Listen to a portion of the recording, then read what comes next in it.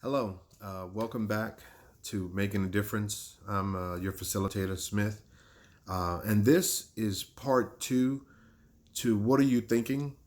Um, and just with this video, these next few videos, um, I want to make it clear that I'm not coming down on you, young man or young woman, or even your parents, because I made some very, very bad choices as a parent, both when I was a teen parent as well as throughout my life. Made some very inappropriate decisions as it pertained to my kids.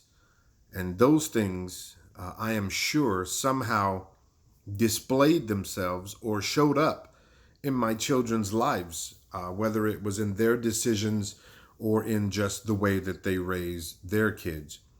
Now, every decision and every choice is not the fault of the parents, because your children, my children, they all have a choice to do right or to do wrong. So, with these videos, what are you thinking? Is to open your eyes to how people can take advantage of our choices, our freedoms, our rights, our bodies, our minds, our conscience, and our heart. And in doing so, they put us in bondage, almost as if they've got chains on us, like a slave. And I'm talking about a slave up here and in here, where we don't say anything. And honestly, we block these out to the truth, to our parents, to love, to a genuine affection, genuine concern. In fact, they almost, or as it seems, close our eyes to seeing what's really right in front of us. And so, with this, I wish to open your eyes, help you to make good choices. So, what are you thinking today? Are you a young man or woman who is following the crowd? Are you someone who's not considering what it is you're about to do, why you're doing it? So, there are many things when it comes to our mindset and the way we think and the things that we allow as parents, as it pertains or when it comes to our kids. So, mom or dad, I want you to know that your children's choices are not your fault, but our choices and the way we live help shape the way our children turn out, become, whether it's behaviors, thought process, both. The success in their life can be contributed to what they saw. I quoted before, children learn what they live. And so, with that, I want you, young man and young woman, as you're listening right now, I want you to think about the question that's been posed. What are you thinking? Do you think that because you are hanging out with your mom, maybe she drinks with you, maybe she allows you to drink? If you're a child, is that wrong? Would you be allowed to drink with other adults? Would you be allowed to drink in public? Would you be allowed to go into a bar? If you already have the answer to that and it's no, then you already know that it is wrong for your mom or your dad to do such a thing, to allow such a thing. If you're an adult, then you make your decisions. You go ahead and, as it's called, you do you. Let me know how that works out if you're not making good choices. Mom, dad, if you're allowing your child to bring a young man or a young lady in your house and you know that they're in their room alone, and you know that they might very well be having sex, utilizing drugs, both, shame on you. If this is making you feel bad, then I would say you don't feel bad enough. Because the way that we live in the presence of our children, or don't live, has 100% an effect on how they will turn out. Young man or young woman, you follow people for a reason. You look up to them for a reason. You listen to them for a reason. You do what they do for a reason. If any of you out there have ever read the Bible or go to church or whatever it is, I wanted to share something with you. It's something that I found many, many years ago. And I didn't think that I'd ever come across such a wonderful lesson, wonderful truth, but sad all at the same time. And so what I'm about to read to you is the writer of this particular book in the Bible, 2 Peter. He's talking to these people about fake people.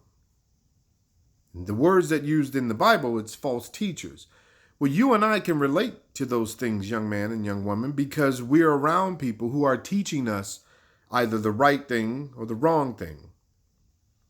And so when he's talking to them about these false teachers, I want you to listen carefully at what he says that they're doing to us when we follow them, listen to them, whatever it is, and what's really going on. He says, they promise you freedom, but they themselves are slaves of their own bad habits or corruption. It says, for whatever overcomes a person, to that thing, they are enslaved. What the writer is saying here is that whatever it is that you're listening to, and whoever you're listening to, that thing is the very thing that's holding you back. It's what's holding you down. Young lady, if you're following after young women or older women or both who are trying to encourage you to lose your virginity, to lose your innocence, to walk away from what you know to be what's right, trying to encourage you to be in relationships, whether they're sexual, emotional, whatever it is. If there's drugs involved, if there's just any form of disobedience to your parents, I'm here to tell you, they're trying to make you a slave.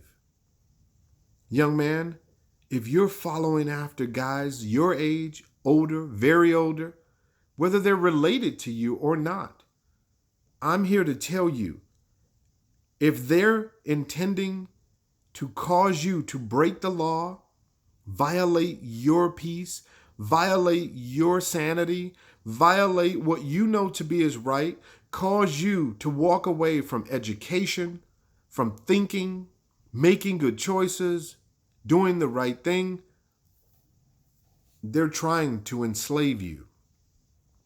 And I don't care if they're the same complexion as you. I don't care if they're the same race or whatever you want to call it. They're trying to make you a slave.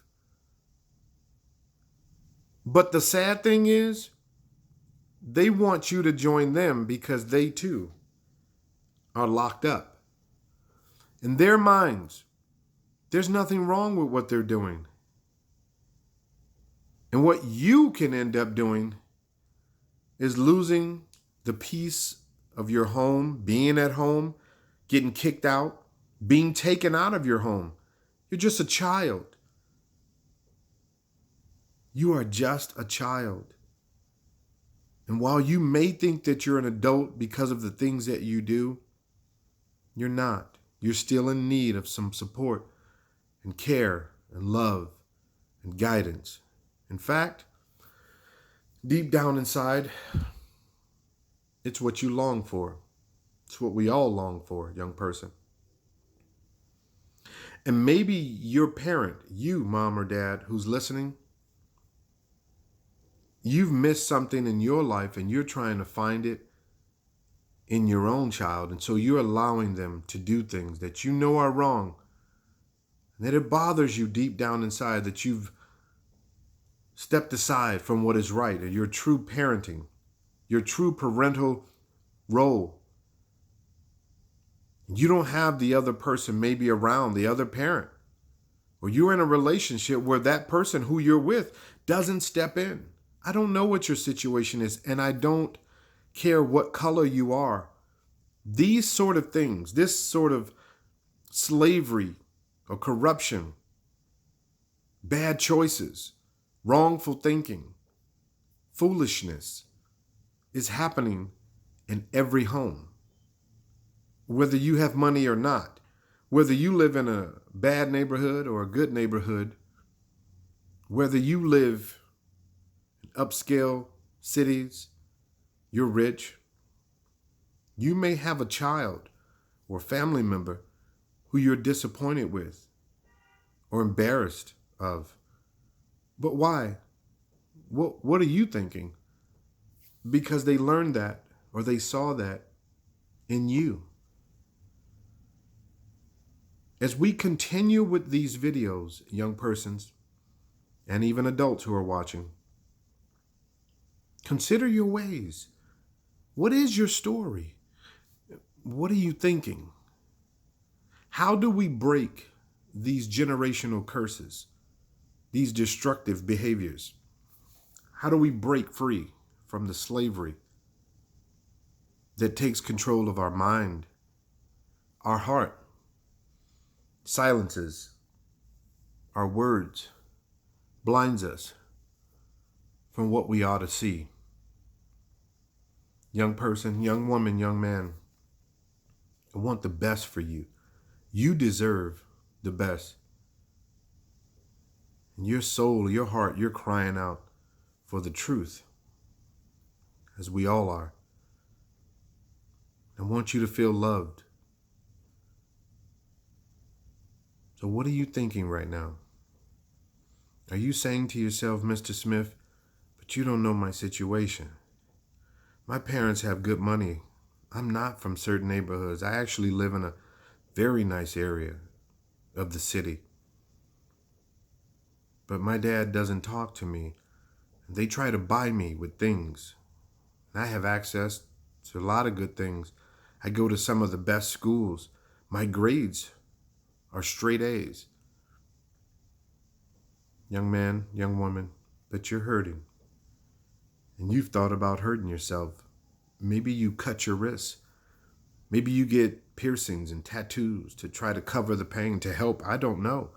Maybe you're using drugs. Maybe you're getting drugs from these ghetto neighborhoods or these communities that you didn't grow up in. Your pain is no different from their pain. Young person, you come from that neighborhood, young man or young woman. You about that life. But you're hurting also. Your worlds, young people, whether rich or poor, whether white or black, have collided. Slavery doesn't care about your color. Pain doesn't care about your color. Death doesn't show favoritism. Divorce doesn't care about your background. Separation doesn't care about your money. Sickness, poor health, bad choices, they believe in recruiting all races, all ages, all sexes, both male and female.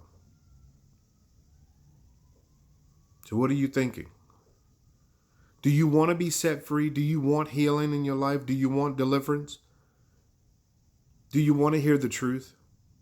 Stay tuned as we continue to discuss, what are you thinking?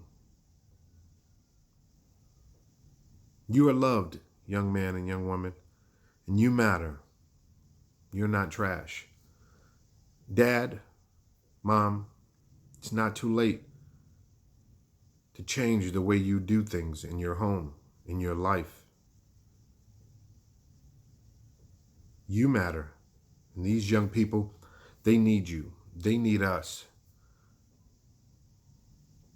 May all of those who come behind us find us faithful.